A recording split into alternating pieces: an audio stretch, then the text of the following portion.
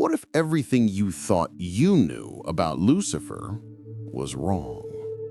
What if he was never an angel, never a celestial being cast down from the heavens in a blaze of rebellion, but something far more dangerous?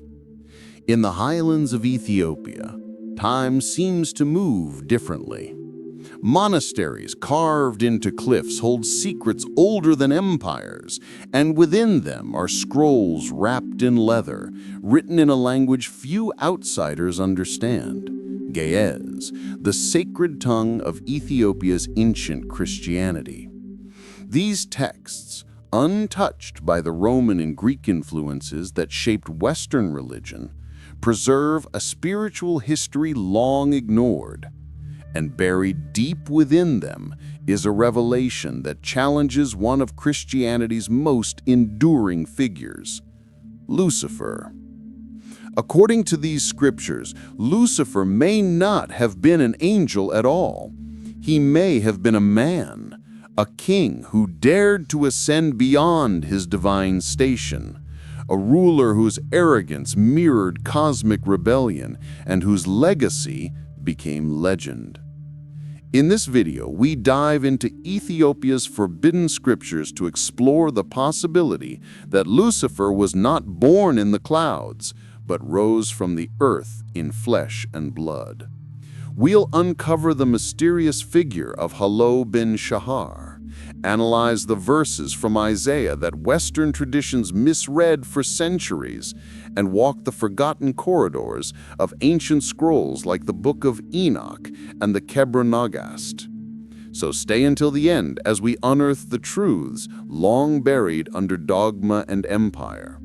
Because this story isn't just about theology, it's about power, history, and the eternal pattern of pride that turns men into monsters.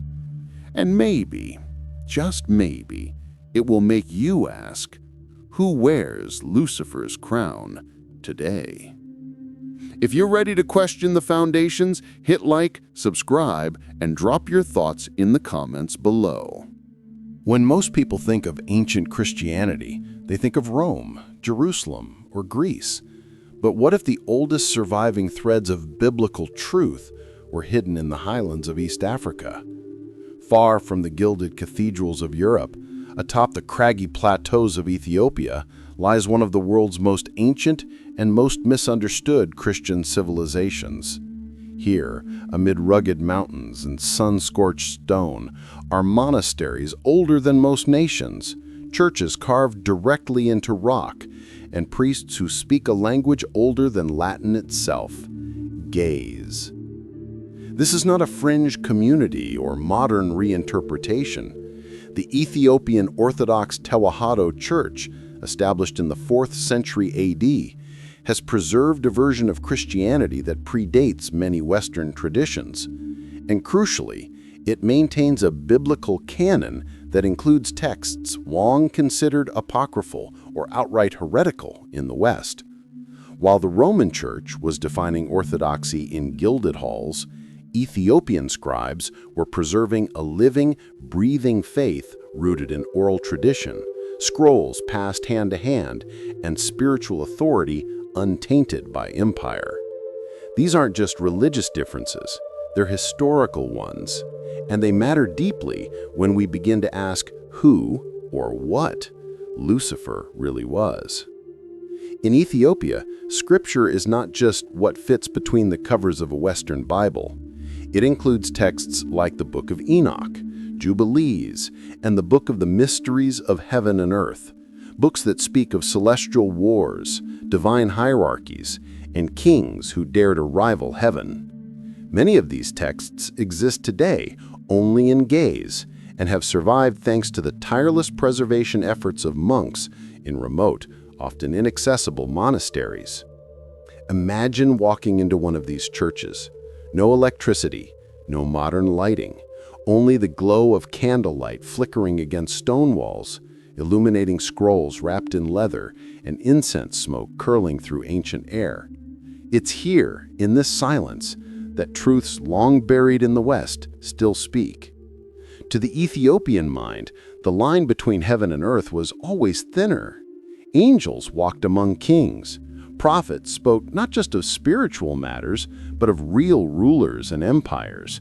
And the idea that power could corrupt even those anointed by God was not metaphorical, it was a recurring theme. This unique worldview, shaped by centuries of independence from Rome and resistance against colonialism, gave birth to interpretations of Scripture that are radically grounded, not just in the divine, but in the political and the historical.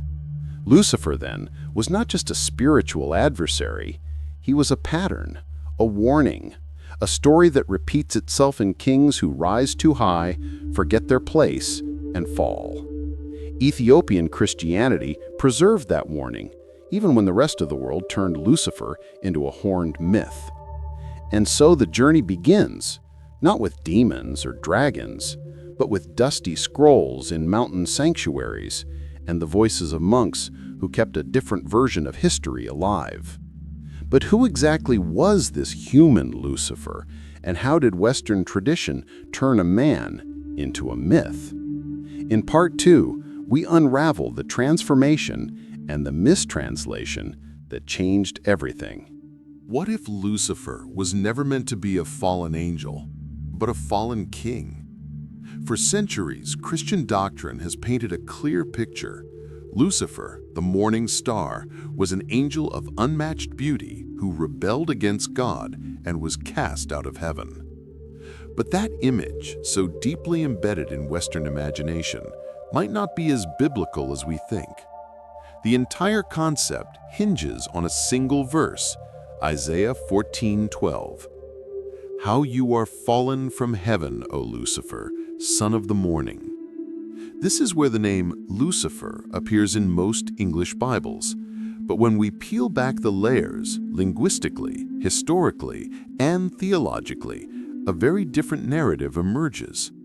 The original Hebrew word here is Helel Ben Shahar, meaning shining one, son of dawn. In its ancient context, Isaiah wasn't describing a supernatural being. He was writing a prophetic taunt, a poetic jab at a Babylonian king, likely Nebuchadnezzar or Tiglath-Pileser III, rulers known for their divine arrogance and imperial overreach. It wasn't until St. Jerome translated the Hebrew Bible into Latin, the Vulgate, in the 4th century that the word Lucifer appeared, a Latin term for light bringer or morning star. This mistranslation, fused with evolving Christian demonology, gradually transformed a taunt against a king into a backstory for Satan himself.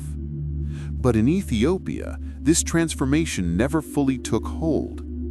In the Ethiopian theological landscape, Lucifer remains a figure grounded in flesh and blood, a warning not just of pride in heaven, but of pride on earth. He is the king who looked to the heavens and said, I will ascend above the stars of God. Not as a metaphor, but as a historical precedent. These ideas aren't born from speculation. They're found in Ethiopian canon, preserved for centuries in Ge'ez manuscripts. Some even refer to a figure named Helel Ben Shahar, the same phrase as the son of the morning, described not as an angel, but as a human ruler who committed the ultimate blasphemy, claiming divinity. This concept reframes everything. Lucifer becomes a title, not a person, a pattern, not a demon, a symbol of political arrogance that has resurfaced across civilizations, from Nimrod, the builder of Babel, to Pharaoh, to Caesar. This interpretation aligns with the Ethiopian worldview, where kings were more than politicians, they were spiritual beings. Their rise and fall didn't just affect empires, they echoed in the heavens. So when one of these kings overstepped, when he confused power with divinity, his fall wasn't just political, it was cosmic. This shift from angel to emperor pulls theology down from the clouds and plants it firmly in history. It challenges the Western notion that evil is purely spiritual, and instead suggests that evil often wears a crown. It's a controversial idea, no doubt, but one that makes haunting sense in a world where emperors, kings, and even modern leaders have claimed godlike authority only to plunge their nations into darkness. Lucifer, then, isn't Satan with horns. He's every ruler who forgets they are mortal. But where did these forgotten scriptures come from? And what else do they reveal about the war between divine law and earthly power? In Part 3, we step deeper into the forbidden canon of Ethiopia. What if the truth about Lucifer was never hidden, just excluded? In the quiet candlelit libraries of Ethiopian monasteries lie scrolls that most of the world has never read, because they were never meant to. These are the forbidden books, not lost to time, but deliberately cast out by religious councils centuries ago. In the West, the Bible was canonized through politics as much as prophecy. Councils decided which texts belonged and which were too controversial, too mystical, or too empowering to include. But in Ethiopia, that filter never fully applied. Here, the Ethiopian Orthodox Tewahedo Church includes more than 80 books in its biblical canon, more than any other Christian tradition.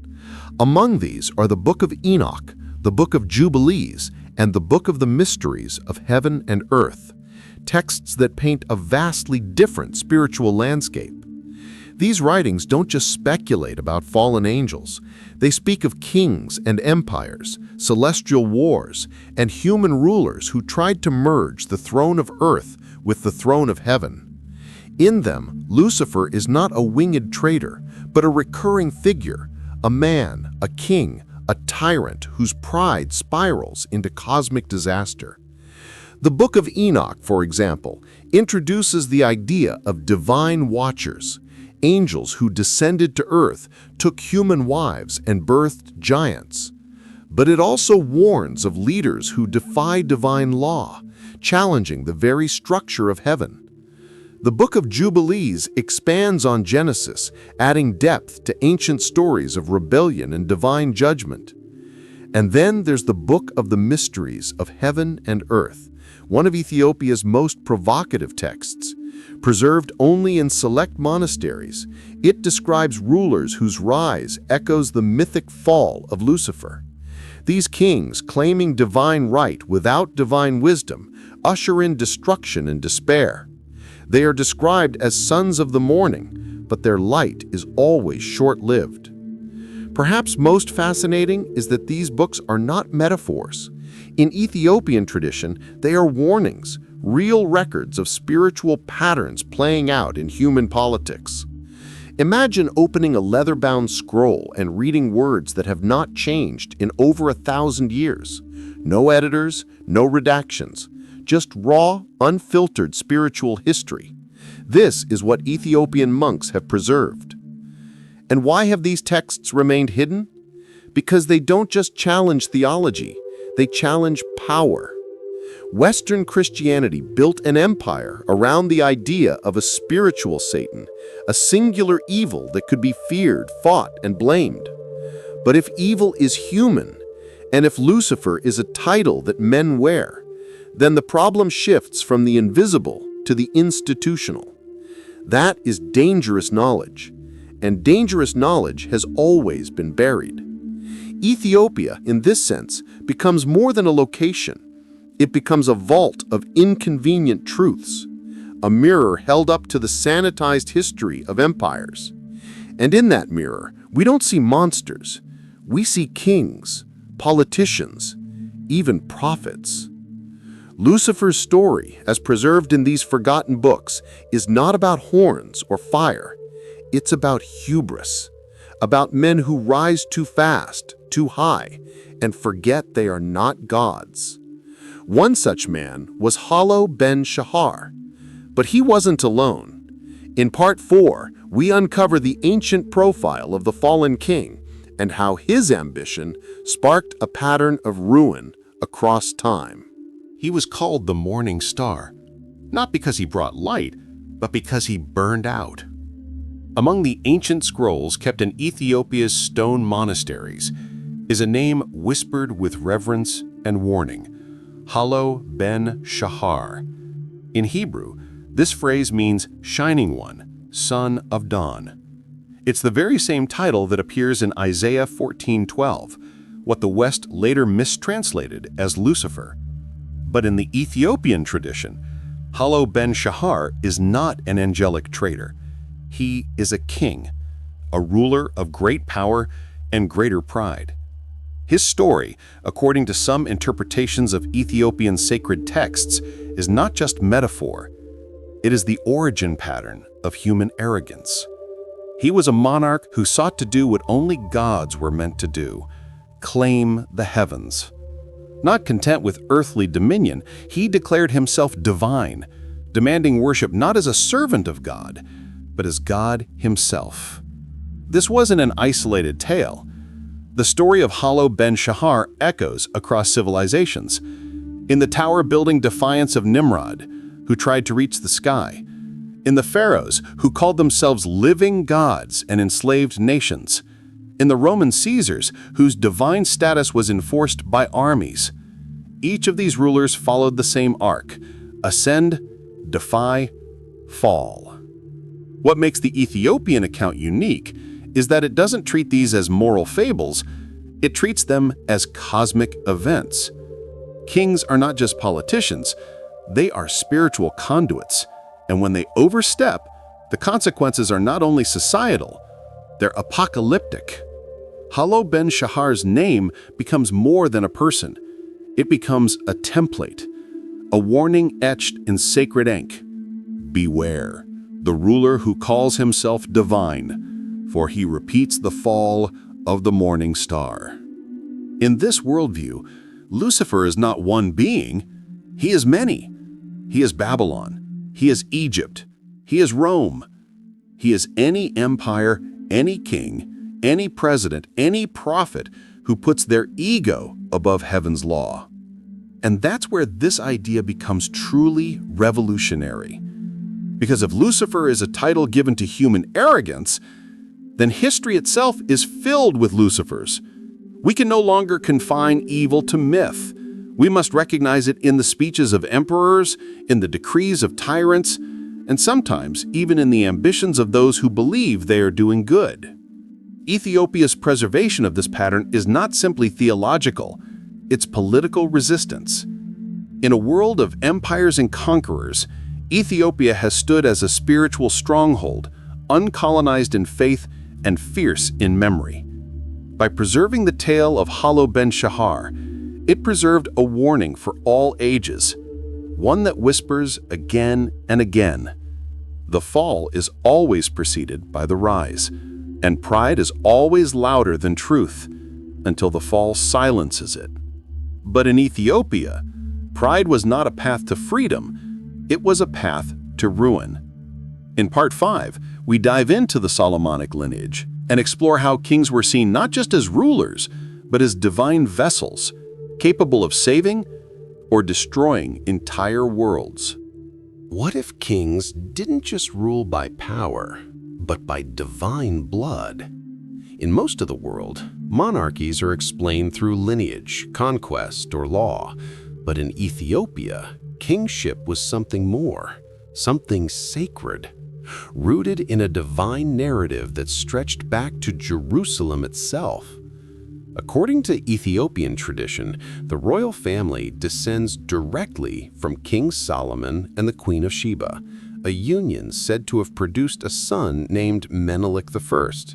This line of descent, known as the Solomonic dynasty, is not just political lore, it's a spiritual mandate. For centuries, Ethiopian emperors were seen as living reflections of divine will. Their authority wasn't merely inherited, it was ordained.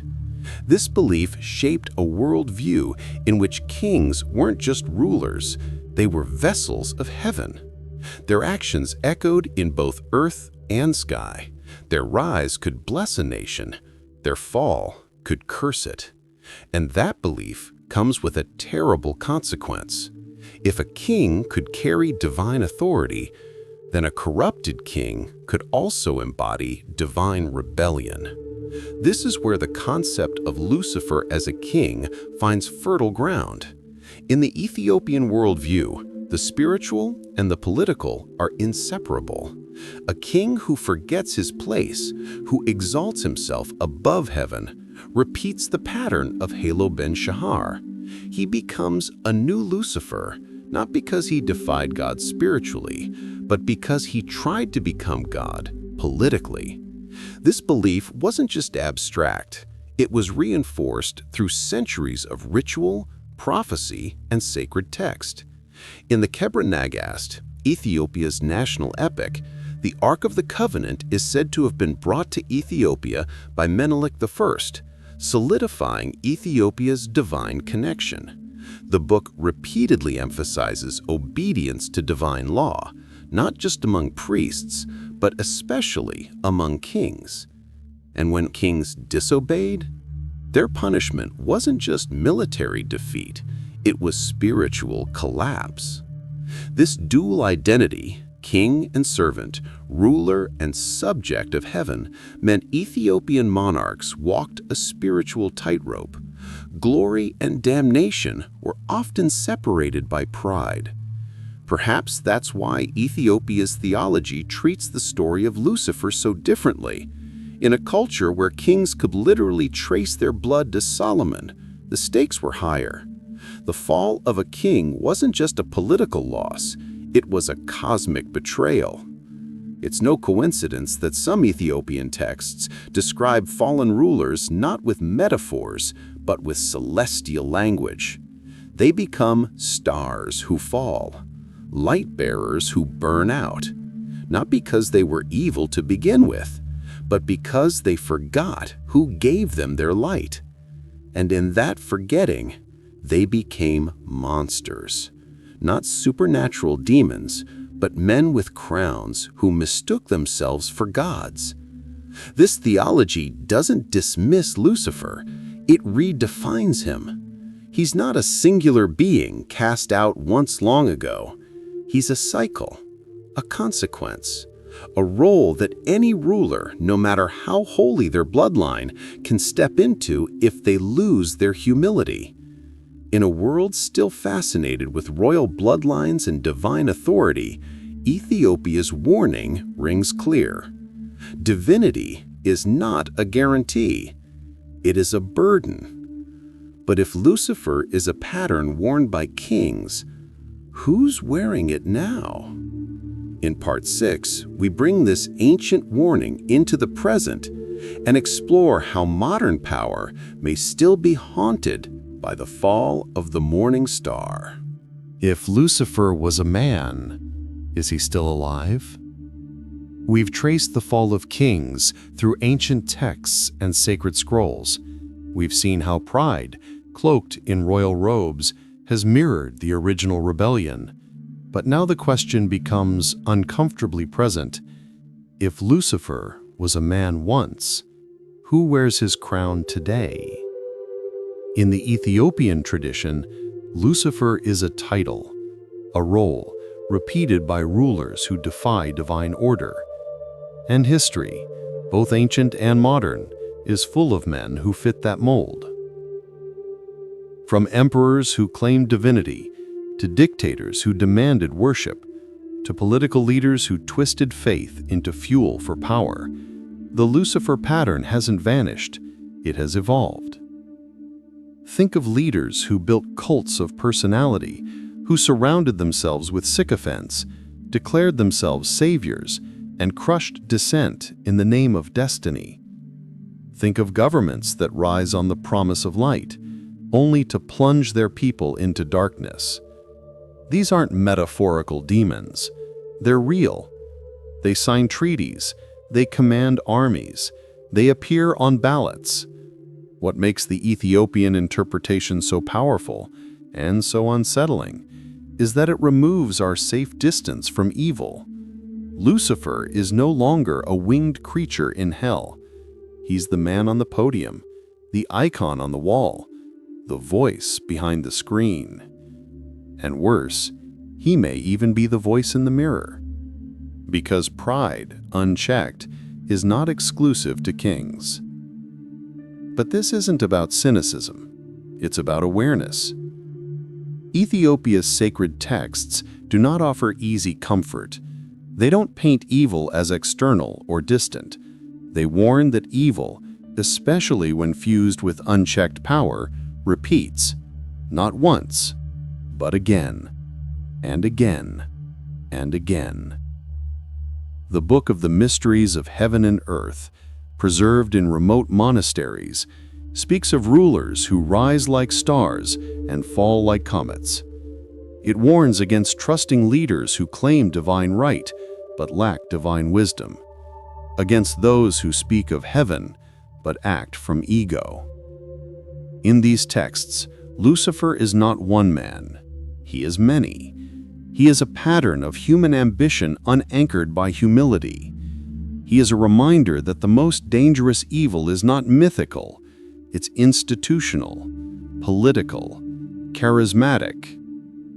In a world ruled by media and narratives, where leaders craft their image with godlike precision, the Ethiopian model of Lucifer hits harder than ever before. It reminds us that hubris doesn't need wings to destroy nations. It only needs a throne. So who wears the crown now? Is it the charismatic ruler who promises salvation through strength? The religious leader who equates dissent with heresy? The executive who prioritizes legacy over truth? Maybe it's no one. Maybe it's everyone. Or maybe, as Ethiopia's monks have warned for centuries, Lucifer is always watching for the next man willing to wear his crown. But before we look too far forward, we must look deeper. In Part 7, we return to the final and most provocative truth Ethiopia has preserved.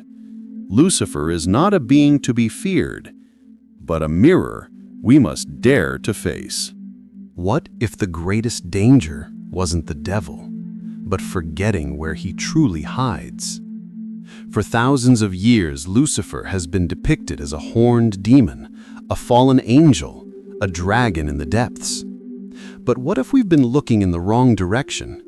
What if the real Lucifer, the pattern, the warning, the fall, has always been human? As we've journeyed through Ethiopia's sacred texts, through leather-bound scrolls and stone-hewn sanctuaries, a different story has unfolded. One not of monsters and myths, but of kings, empires, and egos. In this tradition, Lucifer is not some distant evil. He is close. He walks halls of power. He signs decrees. He asks for loyalty, not love. He builds towers instead of temples. The genius and the danger of Ethiopia's ancient worldview is how uncomfortably real it makes evil feel. It strips away the fantasy and replaces it with responsibility. You cannot blame a devil in the sky when the tyrant sits on the throne. You cannot exorcise darkness when it's written into law. You cannot wait for judgment when the collapse is already happening. This is why these scrolls were hidden, not because they are heretical, but because they refuse to let evil stay symbolic.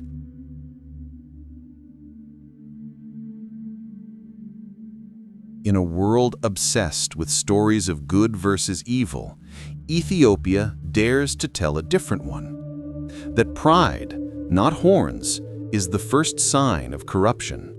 That power, when divorced from humility, becomes blasphemy. That Lucifer is not some ancient enemy to be feared, but a mirror to be understood. It is a harsh truth, but maybe a necessary one.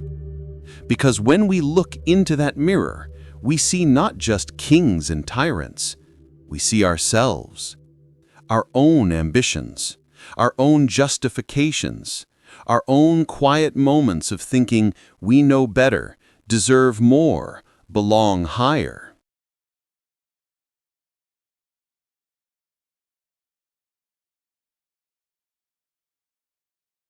Lucifer, then, is not a legend to be exiled. He is a lesson to be remembered. And perhaps that's why Ethiopia's monks have guarded these scriptures so carefully, not to hide them, but to reveal them at the right time. Maybe that time is now.